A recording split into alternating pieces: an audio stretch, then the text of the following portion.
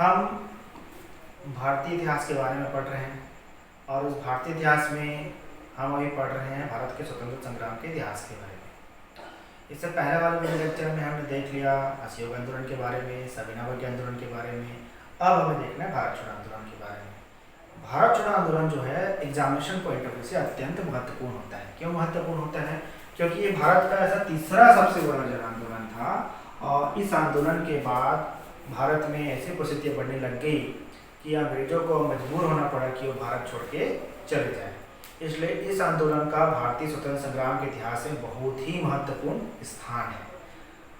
और इस आंदोलन की सबसे बड़ी विशेषता यह है कि इस आंदोलन के दरमियान ही या शुरू होने के समय ही जितने भी बड़े राष्ट्रीय नेता थे, कांग्रेस के शीर्ष स्तर के नेता थे, सबको गिरफ्तार कर लिया गया अंग्रेजों के द्वारा। फिर भी यह आंदोलन जो है प्रारंभ हुआ और इस आंदोलन में जनता ने स्वस्फूर्त रूप से भाग लिया, इसलिए भारत के इतिहास में अत्यंत महत्वपूर्ण स्थान रखता है। इसी तरह से इस आंदोलन ने ये भी बता दिया अंग्रेजों को कि अब भारत की जनता कहीं ना कहीं तैयार हो चुकी है आज़ादी को प्राप्त करने के लिए। और अंग्रेजों को इस बात का ज्ञान हो गया कि अब उनके भारत में बहुत ही लिमिटेड दिन बचे हैं। और इसलिए हम देखते भी हैं कि 1942 के आंदोलन के पश्चात 5 सालों का समय लगा और भारत जो है आज़ाद हो गया। तो आज हम विस्तृत रूप से इस भारत छोड़ो आंदोलन के ऊपर ही चर्चा करेंगे कि भारत छोड़ो आंदोलन कैसे प्रारंभ हुआ, कैसे प्रोग्रेस हुआ और किस तरह से समाप्त हो गया। और इसके अलावा हम जब इस लेक्चर को कंप्लीट कर लेंगे तब हम क्या करेंगे कि हम मेंस से संबंधित, मतलब मेंस में यूपीएससी मेंस और सीजीपीएससी मेंस में जो भारत छोड़ो आंदोलन से संबंधित क्वेश्चन है उसके ऊपर हम चर्चा करेंगे। तो आइए हम चालू करते हैं भारत छोड़ो आंदोलन के बारे में। तो भारत छोड़ो आंदोलन जो प्रारंभ हुआ था ये हुआ था 9 अगस्त 1942 को। अब चूंकि अगस्त में हुआ था इसलिए इसे अगस्त क्रांति के नाम से भी जाना जाता है। अगस्त क्रांति के नाम से भी जाना जाता है। कहाँ से चालू हुआ था? ये चालू हुआ था बम्बई से। इस बम्बई का नया नाम क्या है? मुंबई। यहाँ से चालू हुआ था। इस जो भारत छोड़ो आंदोलन है इसके 2 प्रसिद्ध नारे थे, करो या मरो। दूसरा क्या था? अंग्रेजों भारत छोड़ो। तो इस तरह से एक ब्रीफ में हम बोल सकते हैं कि भारत छोड़ो आंदोलन जो है 9 अगस्त 1942 को स्टार्ट हुआ था। इसे अगस्त क्रांति भी कहते हैं। क्यों अगस्त क्रांति कहते हैं? क्योंकि अगस्त में प्रारंभ हुआ था। ये बम्बई से चालू हुआ था। इसमें करो या मरो अंग्रेजों भारत छोड़ो का नारा दिया गया था। और बम्बई में कहाँ से चालू हुआ था? तो हम बोलते हैं ग्वालियर टैंक मैदान से प्रारंभ हुआ था। अब इसका नाम ही है भारत छोड़ो आंदोलन। तो इसका नाम है भारत छोड़ो, तो इसका मतलब क्या है? किससे आह्वान किया जा रहा है? अंग्रेजों से आह्वान किया जा रहा है कि अब भारत को छोड़ दो। अब भारत की जनता जाग चुकी है। अब वो या तो करने के लिए तैयार है या फिर भारत की आजादी के लिए मरने के लिए तैयार है। तो इसीलिए भारत छोड़ो आंदोलन सबसे महत्वपूर्ण आंदोलन है भारत के इतिहास का। और सबसे विशेष बात यह है कि ये जो है भारत का तीसरा बड़ा जन आंदोलन है।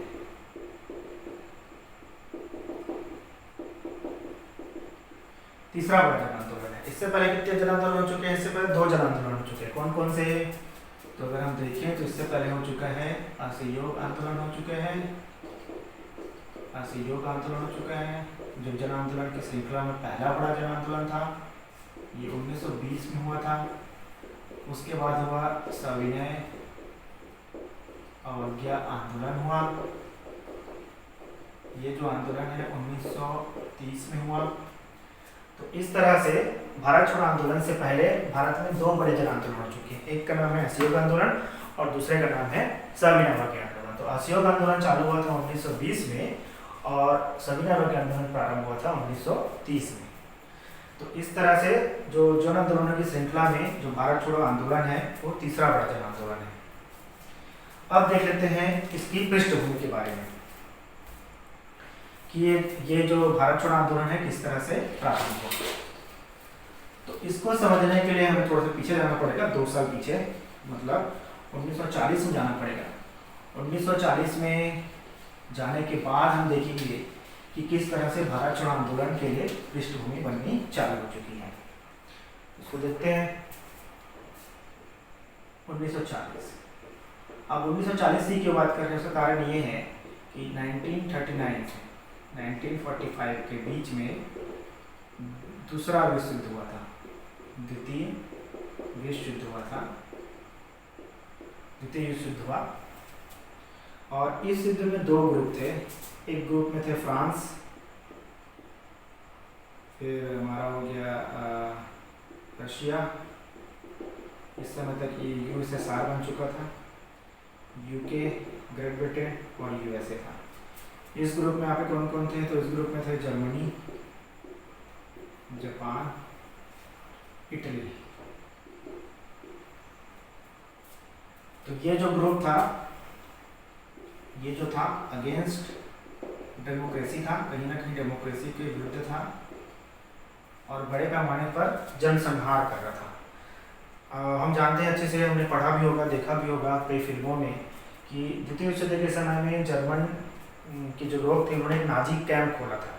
तो इस नाजी कैंप में क्या होता था कि यहूदियों को मारा जाता था विभिन्न प्रकार की प्रताड़ना देके। तो इसलिए ये जो ग्रुप है जर्मनी, जापान, इटली वाला, इसने बड़े पैमाने पर जनसंहार किए थे। और ये जो ग्रुप था, तो इसमें अगर रशिया को छोड़ दिया गया तो ये जो फ्रांस, यूनाइटेड किंगडम, यूएसए जो है पूंजीवादी देश थे और डेमोक्रेटिक कंट्री थे। तो ये दोनों के बीच में क्या हो रहा था, द्वितीय विश्व युद्ध हो रहा था। फ्रांस, रशिया, यूके, यूएसए के बीच में, यूएसए एक तरफ और दूसरी तरफ थे जर्मनी, जापान और इटली के बीच में, इन दोनों के बीच में द्वितीय विश्व युद्ध हो रहा था। अब देखिए, अब यूके जो है शामिल हुआ द्वितीय विश्व युद्ध में। अब यूके के अंदर कौन आता था, हमारा इंडिया, क्योंकि इंडिया क्या था, इसका यूके का उपनिवेश था। तो उस वजह से क्या हुआ कि इंडिया से बिना पूछे ही यूके ने घोषणा कर दिया कि भारत भी युद्ध में शामिल हो रहा है। तो जिसकी वजह से भारत में बड़े पैमाने पर अंग्रेजों का विरोध प्रारंभ हो गया। विरोध इसलिए प्रारंभ हुआ था क्योंकि उनको लगता था कि भारत में अब जो लोग हैं और जो नेता हैं इतने मैच्योर हो चुके हैं कि अब वो भारत के भविष्य के बारे में क्या कर सकते हैं, अंग्रेजों के साथ बैठ के सलाह मशवरा कर सकते हैं, उसके बाद डिसीजन हो लिया जाता है। ऐसा मानना था इनका भारतीय नेताओं का। लेकिन अंग्रेजों ने क्या किया कि भारतीय नेताओं से सलाह मशवरा नहीं किया और जाके क्या कर दिया, यह घोषित कर दिया कि इंडिया भी क्या करेगा, यूके की तरफ से युद्ध में भाग लेगा। जिसकी वजह से क्या हुआ कि ये हुआ कि इंडिया में यूके के विरुद्ध एक तरह से विरोध प्रारंभ हो गया। अब लेकिन दिक्कत ये था कि ये जो फ्रांस, यूके, यूएसए और यूएसएसआर, ये जो है लड़ रहे थे जर्मनी, जापान, इटली, जो बड़े पैमाने पर जनसंहार कर रहे थे। इसलिए गांधी जी का ये मानना था, गांधी जी, जवाहरलाल नेहरू और भी कई नेताओं का मानना था कि ऐसे समय में हमको जो विरोध है, इस तरह से हमको ब्रिटिश गवर्नमेंट का विरोध करना है कि उनको जो युद्ध लड़ रहे हैं जर्मनी, इटली और जापान के विरुद्ध, उसमें कोई दिक्कत भी ना है और हम अपनी बातों को भी रख लें। तो इसीलिए क्या हुआ, इसीलिए 1940 में गांधी जी ने प्रारंभ किया व्यक्तिगत सत्याग्रह। तो इस व्यक्तिगत सत्याग्रह में क्या करना था, इस व्यक्तिगत सत्याग्रह में ये करना था कि लोग जो है जगह जगह जाते, वहाँ पर सभाओं का आंदोलन करते, आयोजन करते और सभा के माध्यम से ये बताते कि वो अंग्रेज सरकार का विरोध कर रहे हैं। क्यों विरोध कर रहे हैं, क्योंकि उन्होंने भारतीयों से बिना पूछे भारतीयों को भी द्वितीय युद्ध में शामिल कर लिया है। तो इस तरह से व्यक्तिगत सत्याग्रह चालू हुआ और इसमें जो विनोबा भावे थे वो पहला सत्याग्रही बने। विनोबा भावे जो थे वो पहला सत्याग्रही बने। ये प्रश्न कई बार एग्जाम में पूछा जा चुका है, यूपीएससी में पूछा जा चुका है, जीपीएससी में पूछा जा चुका है। तो विनोबा भावे पहले सत्याग्रही थे। दूसरे हमारे थे जवाहरलाल नेहरू और तीसरे सत्याग्रही थे राजेंद्र प्रसाद। तीसरे सत्याग्रही थे राजेंद्र प्रसाद। तो इस तरह से व्यक्तिगत सत्याग्रह प्रारंभ हुआ, लेकिन व्यक्तिगत सत्याग्रह सफल नहीं हो पाया। हालांकि इसने भारतीय जनता को यह बताने में सफलता प्राप्त कर ली कि अंग्रेजों ने किस तरह से भारतीयों से बिना पूछे उनको युद्ध में घसीट लिया है। अब धीरे धीरे जब सेकेंड वर्ल्ड वॉर बढ़ने लग गया, वैसे वैसे क्या हुआ कि इनकी स्थिति खराब होने लगी युद्ध में।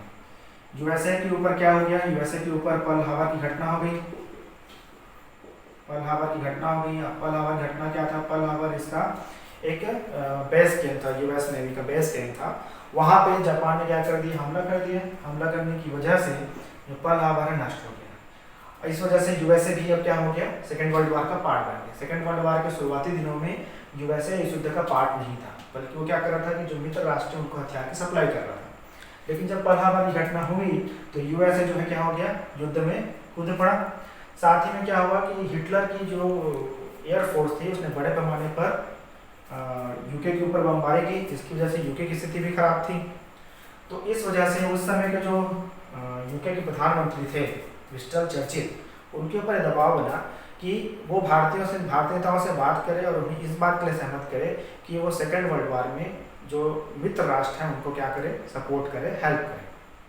तो विंस्टन चर्चिल ना चाहते हुए भी यहाँ पर भारतीय नेताओं से बात करने के लिए एक मिशन भेजा। उस मिशन का नाम क्या है, क्रिप्स मिशन। और कब आया, 1942 में।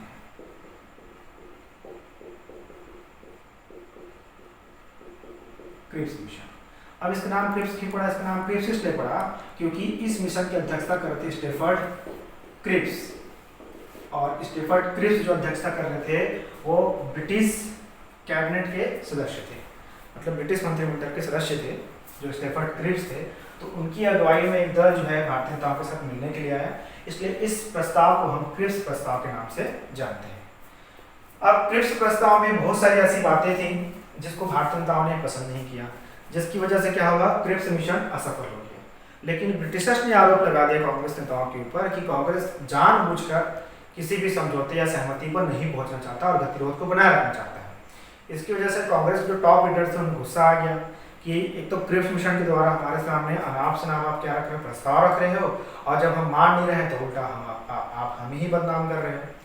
तो इस तरह से अब भारतीय जो नेता थे उनका मन कहीं ना कहीं बनने लग गया था कि वो ब्रिटिश भारत के विरुद्ध एक आंदोलन छेड़े। जबकि उनका शुरू में ये था कि क्योंकि ब्रिटिशर्स जो हैं जर्मनी, इटली और जापान जैसे जो नरसंहार करने वाले देश हैं उनके साथ युद्ध लड़ रहे हैं, तो हम उसे परेशान नहीं करेंगे। लेकिन क्रिप्स मिशन की असफलता और उसके अलावा और भी कई से घटनाक्रम टलने लगे हैं, जिसकी वजह से अब यह तय हो गया कि अब भारत में एक बड़ा आंदोलन प्रारंभ किया जाना चाहिए। तो और देखते हैं कि कौन कौन से कारण थे जिसकी वजह से भारत में भारत छोड़ो आंदोलन के लिए पृष्ठभूमि बननी चालू हुई।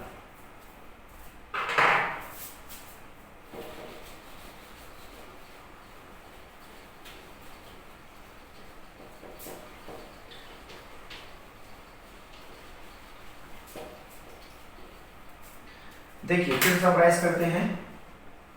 अंग्रेजों ने बिना पूछे भारतीयों को युद्ध में शामिल घोषित कर दिया, पहला कारण।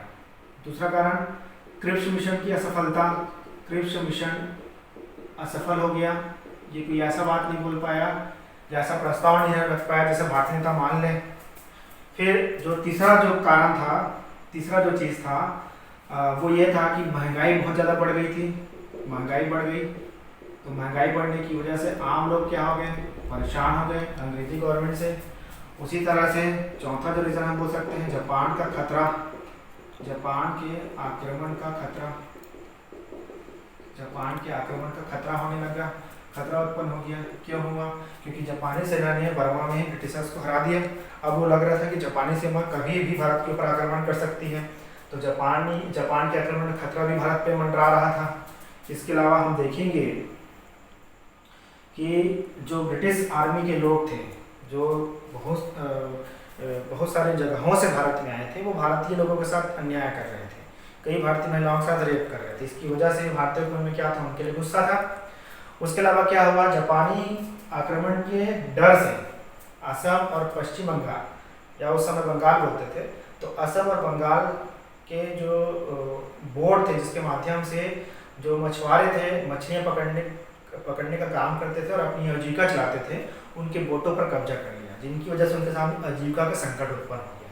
तो इस तरह से इतने सारे परिस्थितियां उत्पन्न हो गई थी जिसकी वजह से अब भारतीय नेताओं को ये लगने लगा था, खासकर महात्मा गांधी को लगने लगा था कि हमें अब अंग्रेजों के विरुद्ध क्या करना चाहिए, एक आंदोलन छेड़ना चाहिए। और इसी की परिणति थी कि भारत में क्या प्रारंभ हुआ, भारत में भारत छोड़ो आंदोलन प्रारंभ हुआ। अब हम अगले वीडियो लेक्चर में भारत छोड़ो आंदोलन के प्रोग्रेस के विषय में पढ़ेंगे, उसकी प्रमुख विशेषताओं के बारे में पढ़ेंगे।